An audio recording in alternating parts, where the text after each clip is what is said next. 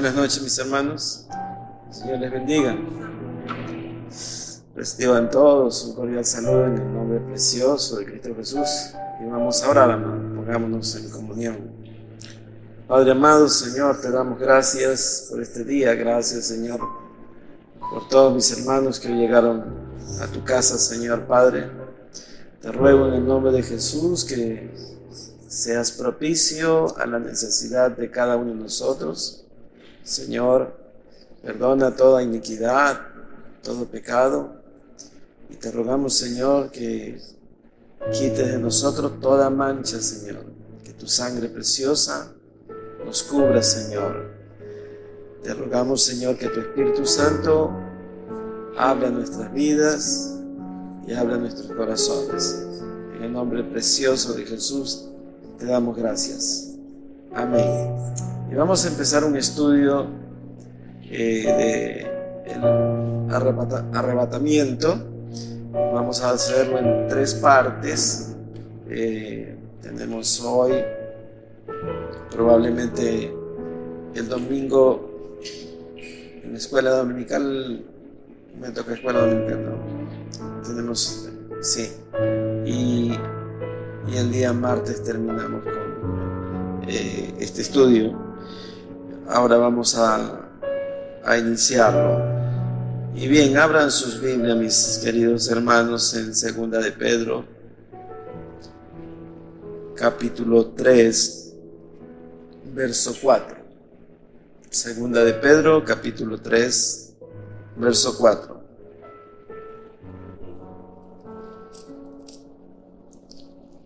Leamos desde el 3 para entender.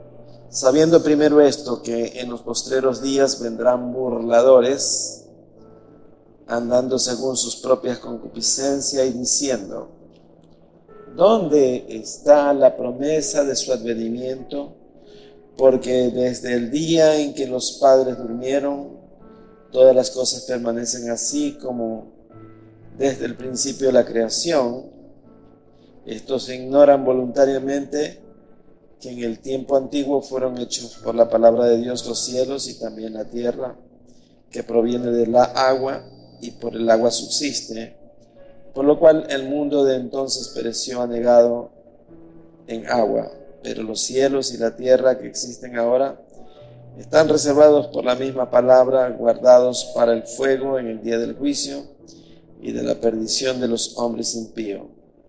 Mas, oh amados, no ignoréis esto, que para con el Señor un día es como 1000 años y 1000 años como un día.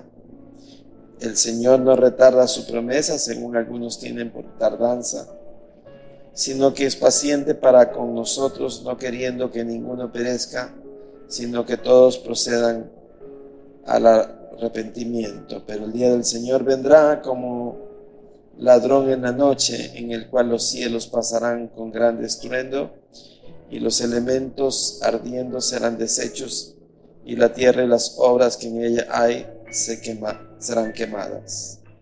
Amén. Pueden sentarse, amados.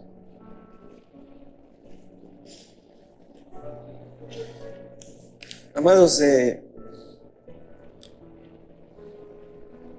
muchas personas están persuadidas de que el Señor viene, y gloria a Dios por eso.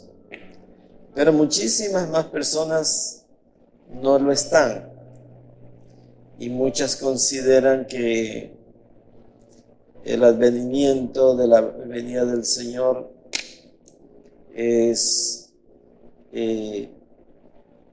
algo que no se va a cumplir, porque ellos argumentan diciendo que desde el comienzo las cosas están igual.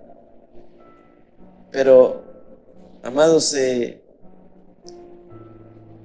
dice que las personas que dicen esto ignoran voluntariamente, escuche bien, ignoran voluntariamente la palabra de Dios, la desconocen, y esa es su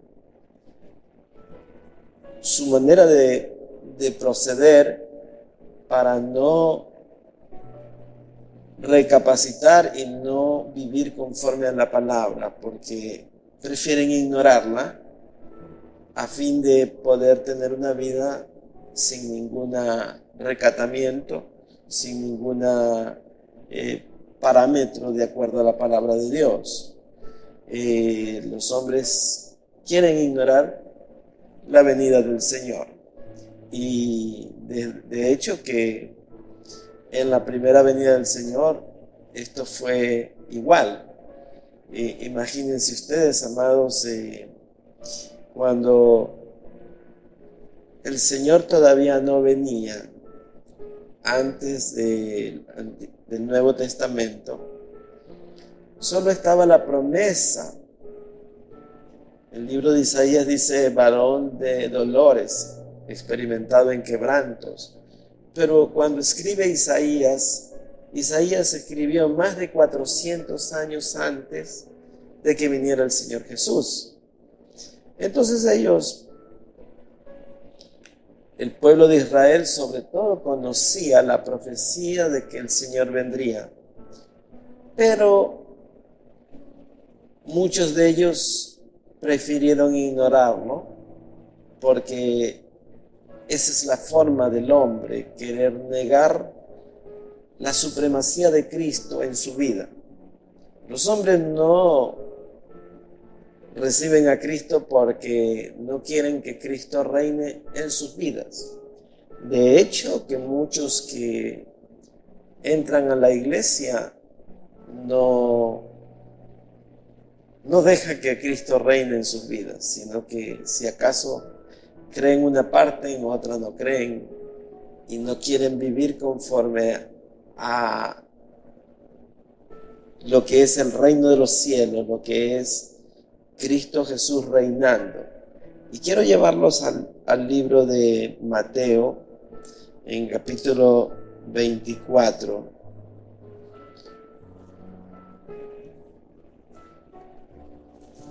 En el verso 46, Mateo 24, 46 dice así: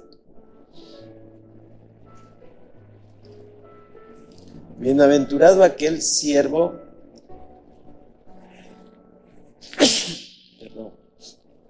bienaventurado aquel siervo al cual, cuando su Señor venga, le haya haciendo así. Estamos en Mateo 24, 46. De cierto os digo que sobre todos los bienes le pondrá. Pero si aquel siervo malo dijere en su corazón: mi Señor tarda en venir, y comenzare a golpear a sus consiervos, y aún a comer y a beber con los borrachos, vendrá el Señor de aquel siervo en día que éste no espera y a la hora que no sabe, y lo castigará duramente, y pondrá su parte con los hipócritas, y allí será el lloro y el crujir de dientes. Esta lectura se explica por sí mismo. En verdad, la venida del Hijo del Hombre, como dice en el verso 44, aquí mismo dice: por tanto, también vosotros estad preparados, porque el Hijo del Hombre vendrá a la hora que no pensáis. Entonces, vean ustedes, amados, lo necesario de ser prudentes. El verso 41 dice: ¿quién es, pues, el siervo fiel y prudente, al cual su Señor sobre su casa, el Señor puso sobre su casa para que le dé el alimento a tiempo? Y dice: bienaventurado aquel siervo al cual, cuando su Señor venga, le haya haciendo así. O sea, amados, el Señor Jesús quiere que nosotros estemos esperándolo, que estemos preparados. No hay un calendario para esto, no hay una fecha, porque en eso estriba la fe. Y todo siervo tiene que tener su casa, la casa del Señor, preparada para cuando Él venga, y tener en orden todas las cosas.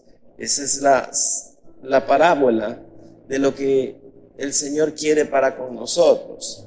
Esa es la forma como el Señor vendrá. Nadie sabe la hora ni el tiempo exacto, pero lo que sí sabemos es que Él vendrá, como dice el libro de Hebreos 10:37, se escribe una frase que la repetimos y que me parece muy apropiada para el tema. Dice, porque aún un poquito, y el que ha de venir vendrá, y no tardará. Note usted cómo escribe el apóstol. Dice, porque aún un poquito, y el que ha de venir vendrá. Estamos en Hebreos 10:37. Entonces, el verso 38 dice, mas el justo vivirá por la fe, y si retrocediere, no agradará mi alma.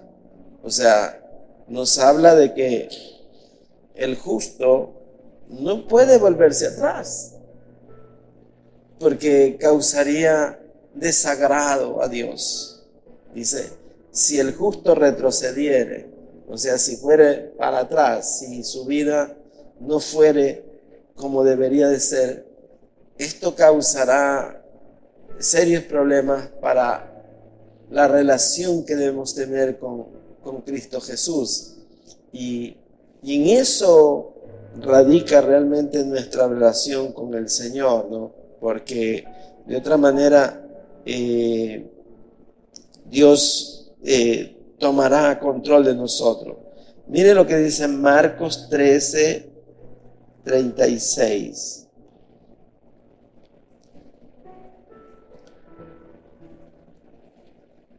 Para que cuando venga de repente no os halle durmiendo, y a lo que a vosotros digo, a todos los digo, velad. Miren cómo está puesto, ¿no? Dice, y a lo que a vosotros digo, a todos los digo. O sea, lo que se nos dice a nosotros, también se lo dice para los demás. Solo una palabra, velad. ¿Qué es velad, amados? Habla de estar vigilante, de estar sobrio espiritualmente. La sobriedad es lo contrario de la ebriedad. Hay gente que vive embriagada no solo con el vino, el licor, sino embriagados en sus cosas, en sus quehaceres, inclusive domésticos. Hay gente que no le da espacio para meditar en esto. Y, amados, la Biblia nos manda a velar. Yo creo que una buena forma de decirlo es, no sé si a usted le pasa que cuando usted tiene algo pendiente y quiere dormir, duerme, pero está que se despierta a cada momento porque está pendiente de algo. El velar es más o menos nuestra vida entera, siempre pendiente de que el Señor viene, siempre pendiente de orar los unos por los otros, siempre pendiente de que, imagínese usted que está en su casa y sus puertas no tienen seguro, usted no puede dormir bien. Entonces, nosotros tenemos que saber que el Señor está por llegar. Hay una anécdota, una historia de un grupo de pescadores que se fueron a la mar y supuestamente regresaban en una semana.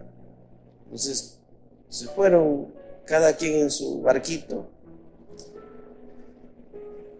Y al séptimo día que ellos venían, las esposas de los pescadores estaban en la playa esperando la llegada de su esposo. Pero hubo una esposa que se quedó en casa Y cuando llegaron los pescadores, sus esposas salieron a recibir, pero uno de ellos no tuvo quien lo reciba. Entonces cuando llegó a casa, encontró a su esposa haciendo los quehaceres domésticos y le dijo: ¿por qué no me saliste a recibir?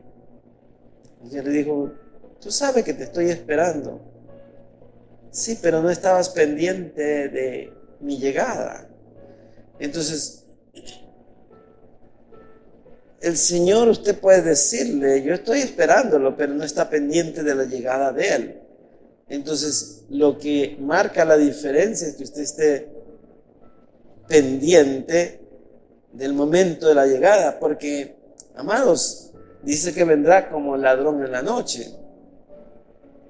O sea, habla de un tiempo en que usted podría estar dormido. Por eso dice: velad.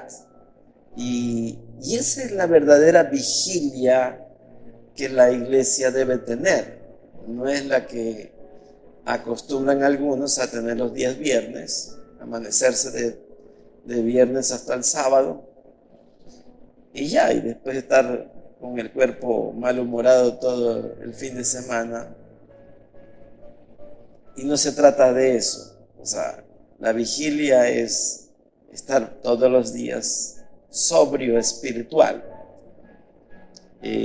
Se levanta para buscar a su Creador, hace su alabanza al Señor, pone en oración todo lo que va a hacer, consulta a Dios si tiene alguna situación que no sabe cómo resolver, se encomienda al Señor por lo que va a hacer todo el día, le pide a Dios la ayuda que usted requiere, porque a Dios le agrada eso. Señor, ayúdame, porque a lo mejor usted no alcanza a hacer lo que quiere hacer, y el Señor con mucho gusto le va a dar la ayuda. Si no sabe qué hacer: Señor, dame sabiduría. Si usted sabe que viene algún adversario, pida a Dios: Señor, confúndelo, llévatelo, que no venga. No porque usted es cobarde, sino porque es mejor la guerra que no se hace. Si alguien viene y lo desafía, no diga: bueno, aquí estoy, ven. No, deje que Dios nos mande lejos. Señor, confúndelo, quítale la visión, que no me vean. Entonces, usted camina de acuerdo a de lo que Dios le permite. Entonces, su corazón está siempre puesto en Él, vigilante en todo momento, en todo momento. Eso traerá tiempos maravillosos a su vida y crecimiento espiritual. Entonces, miren, amados, vamos a hablar de la promesa del Señor, de la persona que viene y del objetivo de su venida. La promesa, amados, miren lo que causó Mateo 2, verso 3.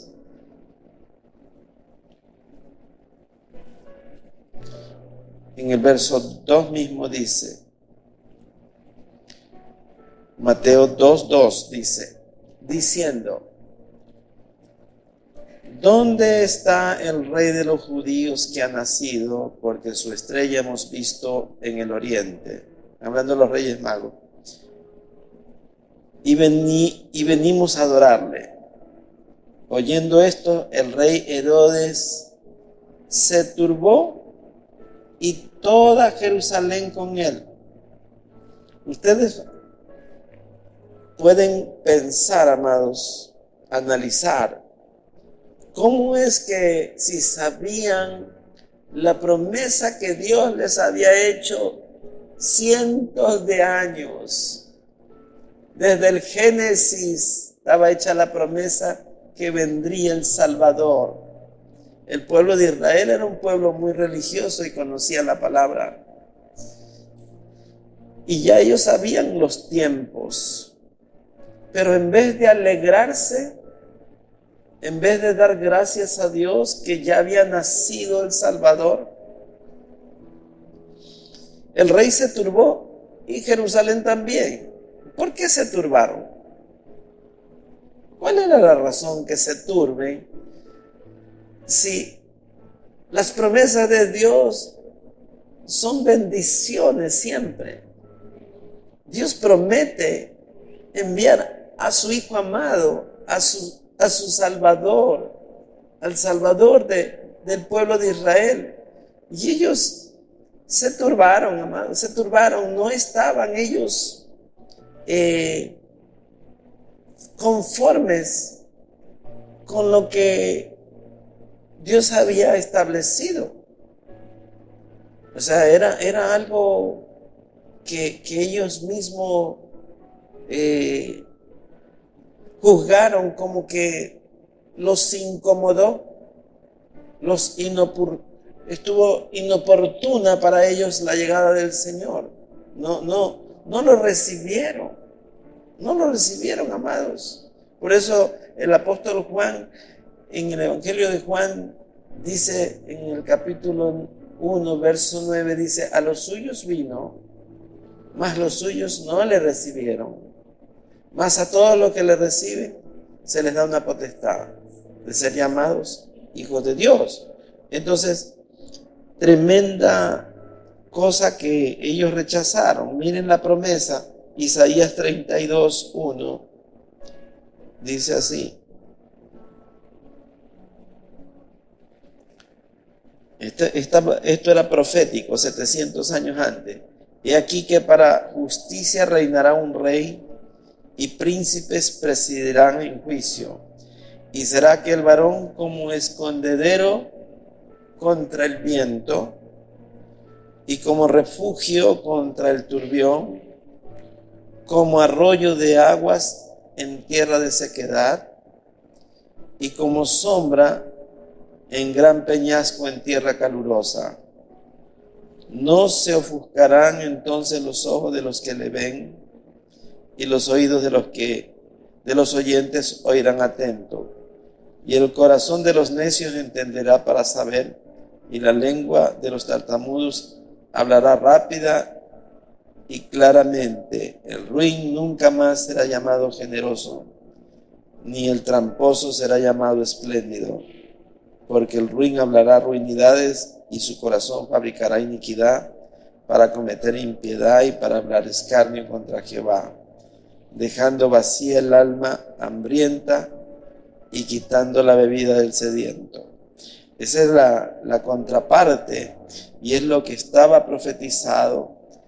Era como un escondedero del viento, de la lluvia, pero ellos no lo quisieron recibir. Esto trajo realmente algo que el Señor Jesús los calificó y les dijo: hipócritas, sepulcros blanqueados. ¿Por qué, amados? Porque desde el nacimiento quisieron matarlo. Desde el nacimiento. Ustedes vean, amados, una nación que recibe al Salvador, porque usted ve en el libro de Lucas cuando Jesús entra el día de la fiesta de los tabernáculos, dice que él, antes de entrar al pueblo, afirmó su rostro y entró sentado en un pollino, y la gente le decía: Hosana, Hosana, bendito el que viene en el nombre del Señor. Pero una semana después, ellos mismos decían: crucifícalo, crucifícalo. ¿Cómo puede esto interpretarse, amados? ¿Cuál era el corazón de ellos? Tan voluble, tan divagante, tan contrario a un pensamiento recto. Si ustedes ven, amados, Cuando lo pusieron junto a Barrabás, ellos dijeron, no, preferimos a Barrabás. La inocencia de Jesús era abrumadora. Los hechos de él, desde que aparece y transforma el agua en vino, sana a los leprosos, cura a los ciegos, a los sordos, a los paralíticos, levanta a los muertos. Era tremendo lo que él había hecho. O sea, dice que la fama se extendió por toda Judea, de todos los lugares, amados. Entonces ellos sí sabían quién estaba allí. Había multiplicado, había alimentado multitudes. Cuando alimenta con los panes y los peces, alimentó una multitud, amados. Pero cuando él fue llevado a Pilato, todos ellos estaban contrarios a la presencia de Jesucristo. Les incomodaba. Ellos se sentían ofendidos. ¿Sabe cuál era el asunto? Que ellos pretendían que el Señor Jesús viniera a liberarlos de la esclavitud que tenía Roma contra Israel. Y Jesús no vino a eso.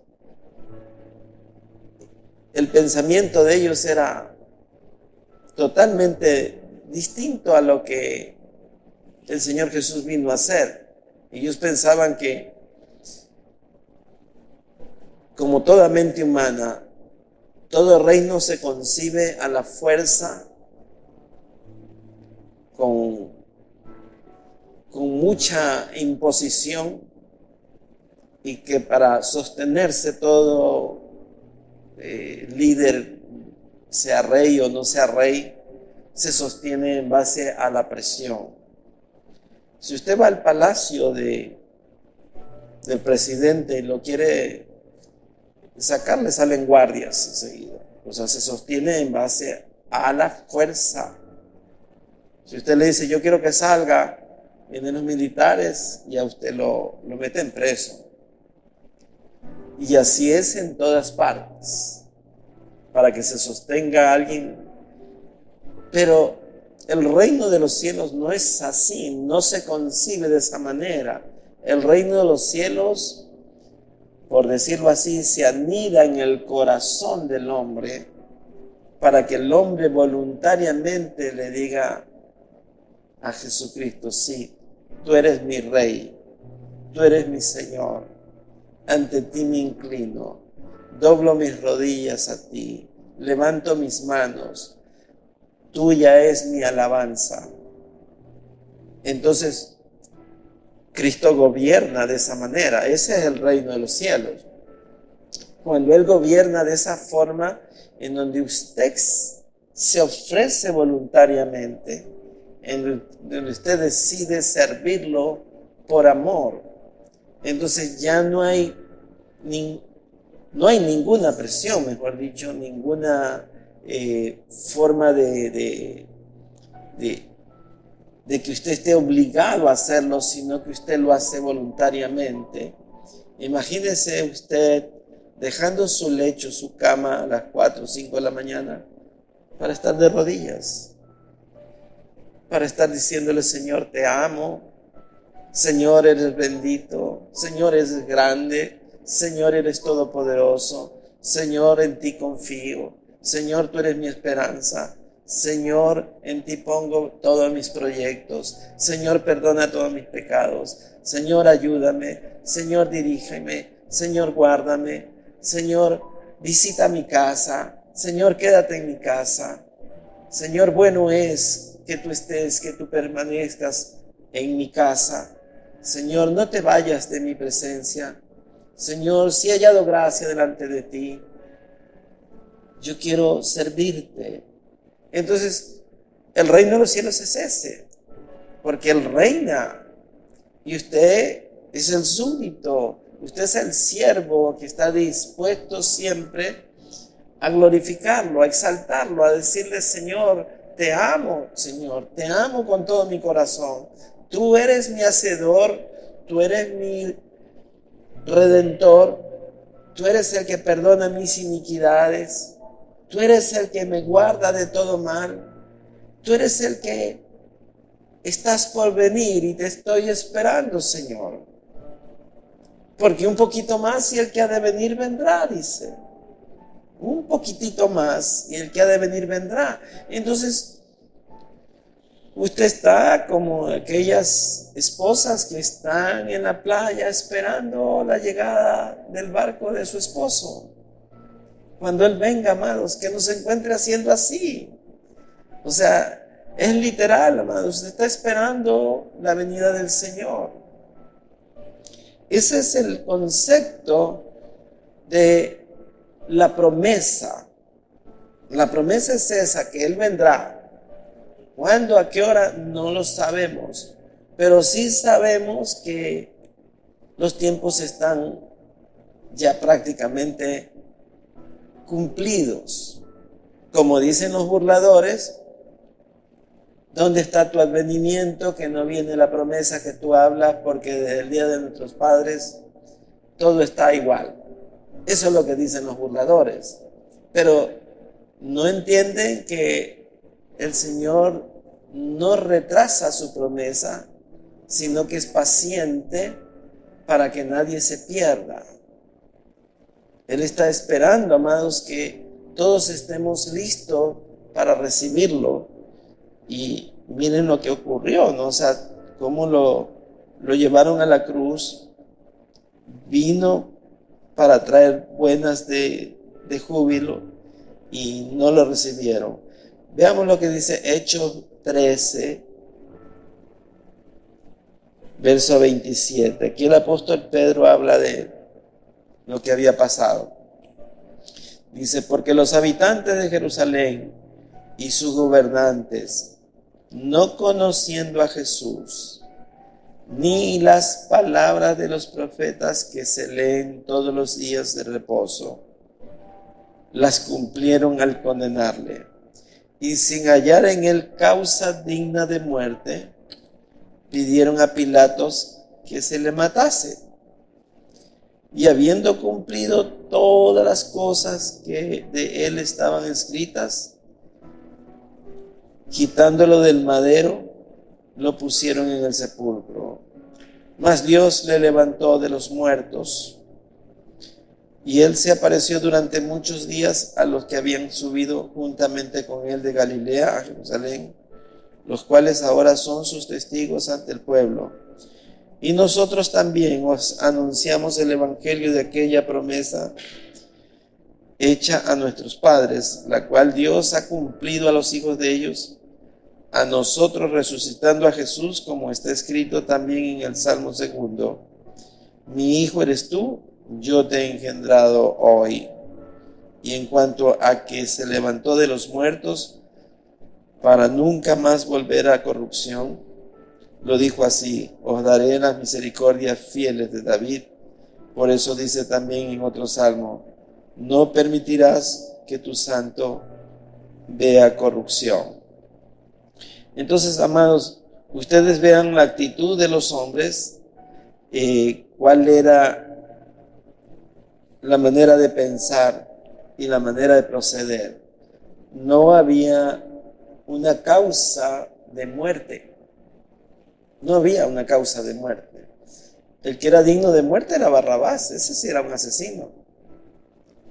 Pero ellos dijeron a él: libérenlo. Pero al otro decían: crucifícale. Ustedes vean cómo es la obra de las tinieblas. Es una obra que ciega el entendimiento. Porque en el raciocinio normal de una persona, si alguien está acusado de muerte y a usted le exponen lo que él hizo, Ustedes dicen, no, él no ha hecho nada, no es digno de muerte. El mismo Pilato dijo, yo no encuentro nada. Y vio que no adelantaba, dice, con el pueblo. Le volvió a decir que no encontraba nada para condenarlo a muerte. Y ellos dijeron, no. Y lo que hizo Pilato fue, bueno, yo me lavo las manos. Ustedes son. Allá ustedes. Maten ustedes. Entonces, vean ustedes, un romano duro, militar, enseñado a matar, no lo encontró culpable. Pero toda su nación lo encontró culpable, lo acusó, lo escupió, lo vituperó, se alegraron. Entonces, como dijo el Señor, la hora de las tinieblas ha llegado. O sea, cuando la mente del hombre no logra razonar correctamente, como dice el libro de Isaías, a lo bueno le llaman malo. No había más bueno que él. Y ellos querían asesinarlo. Una forma tan vil de juzgar. No valoraron nada de lo que había hecho. No valoraron que era la promesa. No quisieron recibir lo que la palabra ya ellos tenían, porque dice que los días sábados de reposo leían la palabra y allí estaba que Él vendría, que Él era la promesa. No lo recibieron, no quisieron nunca recibirlo y sin embargo había hecho innumerables milagros y cosas que eran contundentes, amados. Lo último que hizo, porque Jesús tenía que mostrar, amados, que Él podía vencer la muerte. Y con Lázaro dice que esa fue la gota final para que dijeron, no, este tiene que morir, ya demasiado ha hecho. O sea, los sacerdotes no querían que Él tomara la posición de un sacerdote, siendo Él el sacerdote eterno. No, ni Anás ni Caifás, no. Eran yerno y suegro, que eran los que controlaban el templo en esa época. No. Él no puede, no se va a quedar. Y tenían que matarlo, amados. Esa era la consigna. Y ustedes vean, amados, Judas lo vende por 30 monedas de plata. Y el mismo Judas, aunque después se arrepiente, amados, lo vendió a su maestro. ¿Por qué, amados? Porque cuando Satanás toma posesión de la mente del hombre, entonces su mente, su corazón está totalmente embotado. No hay sobriedad. La sobriedad es lo contrario de la ebriedad. Cuando el hombre está ebrio en sus malos pensamientos, entonces él no puede ver, no puede analizar, no puede juzgar. Y ese es el problema. Vayamos al libro de Corintios, amados, segunda de los Corintios 5, verso 8.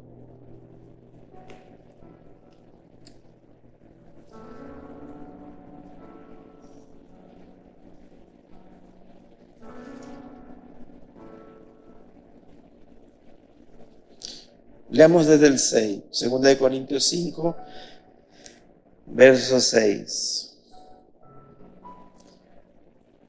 Dice el apóstol Pablo, así que vivimos confiados siempre y sabiendo que entre tanto que estamos en el cuerpo, estamos ausentes del Señor, porque por fe andamos, no por vista, pero confiamos y más quisiéramos estar ausentes del cuerpo y presentes al Señor. Por tanto, procuramos también, o ausentes o presentes, serle agradable, porque es necesario que todos nosotros comparezcamos ante el tribunal de Cristo para que cada uno reciba según lo que ha hecho mientras estaba en el cuerpo, sea bueno o sea malo. ¿Qué está diciendo, amados? Que hay muchos creyentes que duermen, que están dormidos espiritualmente. Y el estar en Cristo Jesús es una cosa y el no estar es otra. Nuestra vida espiritual, si aunque estamos ausentes del Señor, debemos estar agradándolo a Él. Obviamente cuando estemos presentes en el Señor, pues ya estamos allí porque hemos hecho lo bueno delante de Dios. Entonces, mientras todavía estamos ausentes del Señor, o sea, en nuestro cuerpo, no en el Señor todavía, entonces nosotros debemos permanecer sobrios, vigilantes, para agradarlo al Señor. Eso es lo que trata de decir el apóstol Pablo.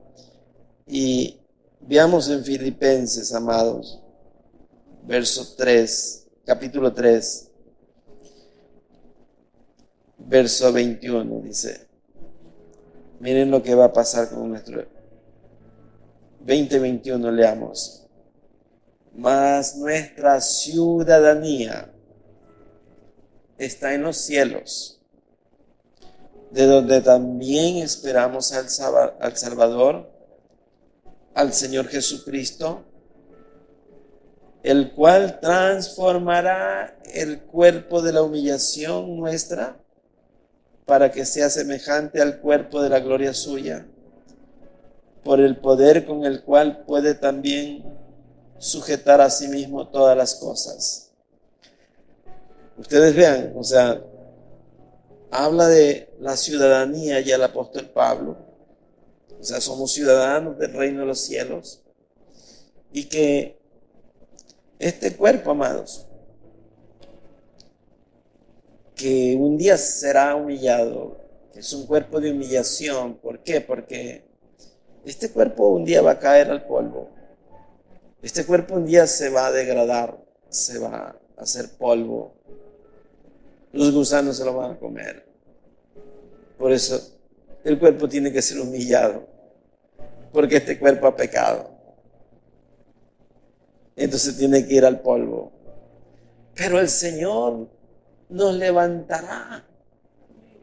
Esa es su promesa. Del cuerpo de humillación saldremos y estaremos en su presencia. Eso es lo que está diciendo. Dice, el cual transformará el cuerpo de la humillación nuestra para que sea semejante al cuerpo de la gloria suya. Ustedes vean, el cuerpo del Señor cuando resucita ya no era el cuerpo que tenía antes. Y ese cuerpo se transformó en un cuerpo glorificado. Él se le aparecía en medio de los discípulos atravesando las paredes. O sea, ya no había nada que lo detuviera. Ya las leyes físicas no operaban para él. Ya era un cuerpo glorificado, amados. Es que cuando usted muere, amados, el alma va al Creador y el cuerpo va al polvo, pero el alma queda desnuda hasta que venga el cuerpo restaurado y vuelva a vestir el alma. Entonces, esa es la forma como Dios va a ser y seremos transformados. Como dice 2 de los Corintios, capítulo 15, verso 45, por ahí dice, en un abrir y cerrar de ojo, o sea, en un pestañeo, el cuerpo se transformará.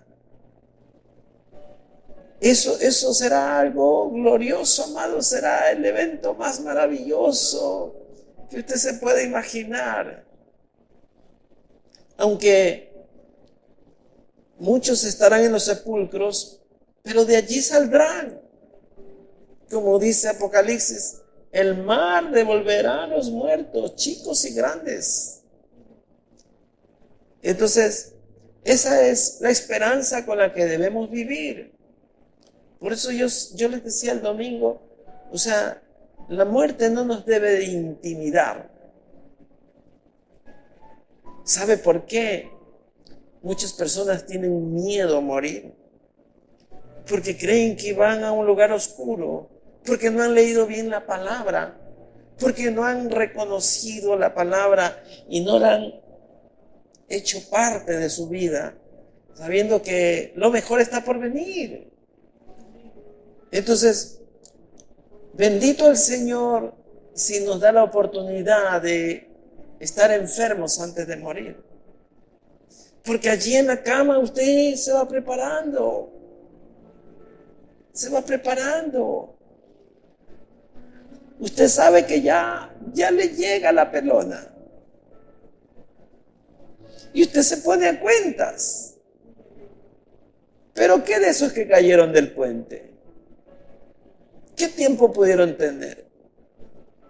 No tuvieron tiempo de arrepentirse. Si no estaban en vigilia,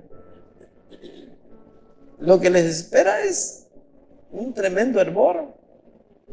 Entonces, la situación para los hijos de Dios es placentera, amados.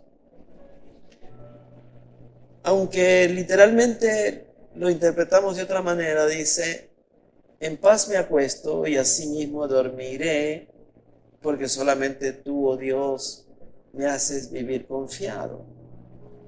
También puede usted asimilarlo cuando usted en paz muere y asimismo dormirá, porque solamente Él lo hace vivir confiado. ¿Cuándo dijo el Señor que Lázaro había muerto? Para que entendieran nomás sus discípulos, pero dicen, no, Lázaro duerme, y ellos creían, está dormido, entonces lo despertamos. No, está muerto, les dijo, para que entiendan. Pero Él se refería a que dormía el sueño de los muertos. Pero Él lo despertó, amados, para que esa sea una tipología de lo que va a suceder, porque Él nos llamará por nuestro nombre. Ven fuera y saldremos, dejaremos nuestras ataduras y nos encontraremos con Él, amados. Vamos a ver en 1 Tesalonicenses 4, verso 16.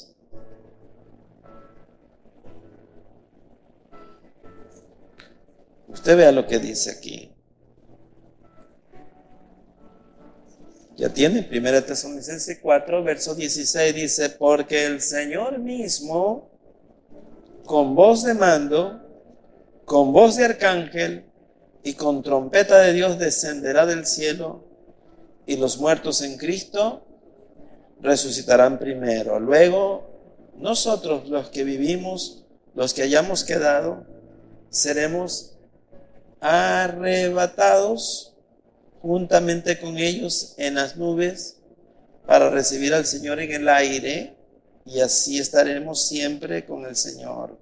Por tanto, alentaos unos a los otros con estas palabras. Eso es lo que estoy haciendo yo ahorita. Lo estoy alentando para que, como dijo el Señor Jesús cuando ya era llevado a la cruz, en Juan 14 dice, no se turbe vuestro corazón. ¿Por qué, amados? Porque cuando usted está turbado, no puede pensar. En la casa de mi padre muchas moradas hay, dijo. Voy pues a hacer morada para vosotros. Si así no fuera, no lo diría. O sea, lo enfatiza, lo remarca, lo repite. Voy a hacer morada para vosotros. Entonces, el El consejo para la iglesia es: no se turbe, no tenga miedo, viva cada día gozándose en el Señor. No le diga al enemigo que usted tiene miedo porque le está diciendo: no creo en lo que Dios me ha prometido. Porque si dice: en la casa de mi padre muchas moradas hay, voy a hacer morada para vosotros. Entonces yo creo que tengo una morada, amados. Que mi ciudadanía está en el reino de los cielos. Que el Señor me ama. Que Él me levantará del sepulcro. Que Él me llevará vivo si es que viene su llegada. Entonces, estaremos, amados, pendientes de su venida bendita. Vamos a 2 Tesalonicenses 2.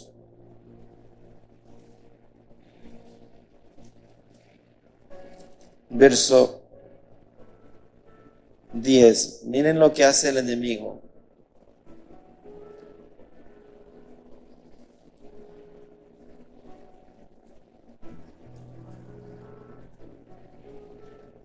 Dice en el verso 10: y con todo engaño de iniquidad para los que se pierden, por cuanto no recibieron el amor de la verdad para ser salvos.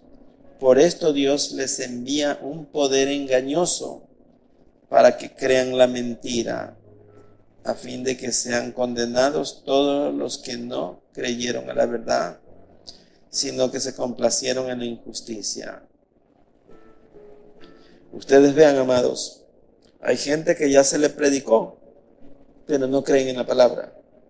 Entonces viene un espíritu engañoso para que ellos ya no puedan recibir la verdad. Dice: por esto, verso 11, por esto Dios les envía un poder engañoso para que crean la mentira, a fin de que sean condenados todos los que no creyeron a la verdad. En el Evangelio de Juan, en capítulo 3, en verso 18, dice: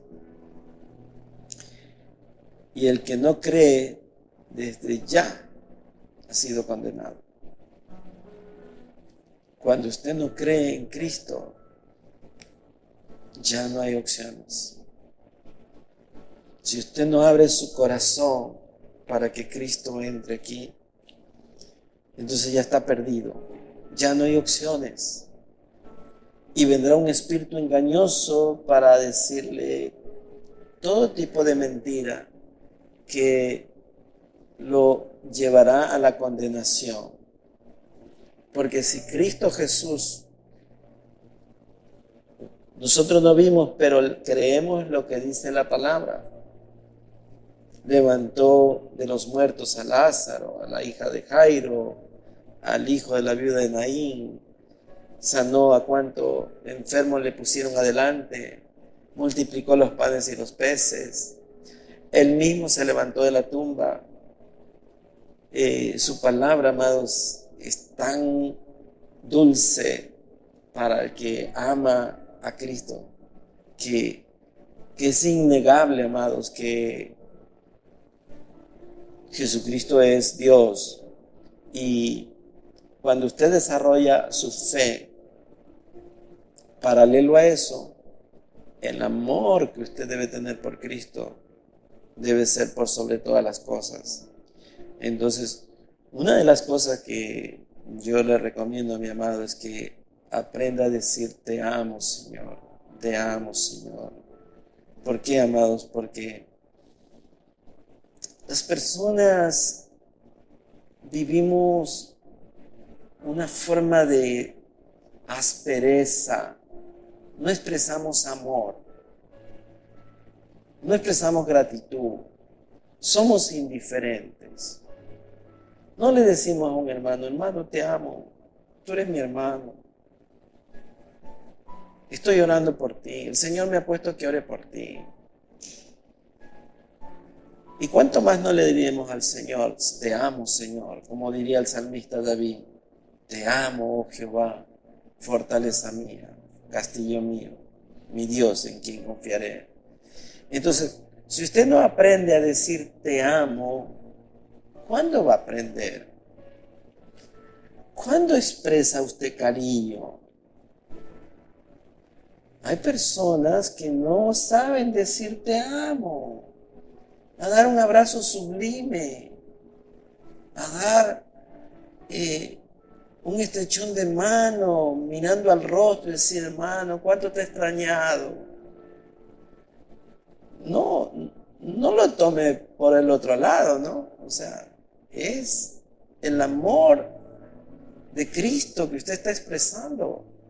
Eso debe de estar en nosotros. El mundo debe ver, porque la Biblia dice que la iglesia se la conocía porque decían, míralos cómo se aman. Y hay muchas personas que vivimos ásperos. Parecemos de esa lija, pero de la gruesa. Sacamos el pedazo cuando hablamos, porque lijamos durísimo. Y yo creo que, como yo les dije el domingo, si la carne es dura, tiene que ir bastante tiempo a la olla, ¿no? Pero si la carne es suavecita, un hervorcito y ya estuvo. Ese tratamiento rápido, ¿no? Pero esa carne dura, que es como la del buey. Entonces, el Señor tendrá que meterle más candela. Veamos en Apocalipsis 9, verso 6. Vea lo que pasará cuando la iglesia sea llevada. Dice Apocalipsis 9:6, y en aquellos días los hombres buscarán la muerte, pero no la hallarán, y ansiarán morir, pero la muerte huirá de ellos. Esto es tremendo, amados. Cuando ya empiece el anticristo, ¿no? Va a ser un corre tremendo, ¿no? Veamos 2 de los Corintios 5:10, pero esto ya lo vimos, ¿no? Sí. 2 de los Corintios 5:10 dice, porque es necesario que todos nosotros comparezcamos ante el tribunal de Cristo, para que cada uno reciba según lo que ha hecho mientras estaba en el cuerpo, sea bueno o malo. Y 1 de los Corintios 15, verso 42, dice, así también es la resurrección de los muertos. Se siembra en corrupción y se resucitará en incorrupción. Se siembra en deshonra, resucitará en gloria. Se siembra en debilidad, resucitará en poder. Se siembra en cuerpo animal, resucitará en cuerpo espiritual. Hay cuerpo animal y hay cuerpo espiritual. Así también está escrito, fue hecho el primer hombre Adán, alma viviente, y el postrer Adán, espíritu vivificante. Mas lo espiritual no es primero, sino lo animal, luego lo espiritual. El primer hombre es de la tierra, terrenal. El segundo hombre, que es el Señor, es del cielo. ¿Cuál es el terrenal? Tales los terrenales. ¿Y cuáles los celestiales? Tales también los celestiales. Y así como hemos traído la imagen del terrenal, traeremos también la imagen del celestial. Ustedes vean, amados, dice que se siembra en deshonra y se cosecha en honra. Se siembran en debilidad y cosecharemos en fortaleza. Cuando usted, amados, siembra en corrupción, se levanta en incorrupción, porque el Señor transforma eso. Lo terrenal es terrenal y lo celestial es celestial, amados.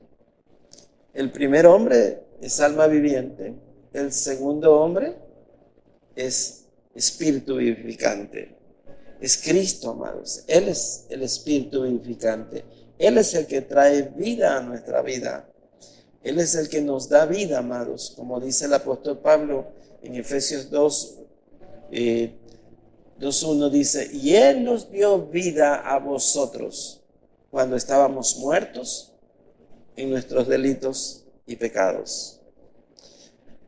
De tal forma que, amados, en contexto todo esto, el arrebatamiento es el evento más formidable que esté descrito en la Escritura y que acontecerá para la iglesia, amados, en todo el mundo, en todo el planeta. El Señor vendrá. El Señor vendrá y se levantarán los muertos en Cristo, amados, y los que estemos vivos en Él también. De tal forma que oremos para que su venida sea pronto y que la iglesia sea llevada, amados. Allí estaremos con Él para siempre. Una cosa es estar en el cuerpo y otra cosa es estar en la presencia de Él. Vamos a dejar ahí el estudio, vamos a continuarlo la próxima semana. Vamos a orar. Padre amado, Señor, bendito eres, Señor. Gracias por este tiempo, Señor. Gracias por tu palabra, porque ella nos enseña, nos capacita, nos advierte. Padre, que todos estemos velando el día de tu llegada, Señor, el día de tu venida. Que tu iglesia esté apercibida, Señor, de que los tiempos están cumplidos.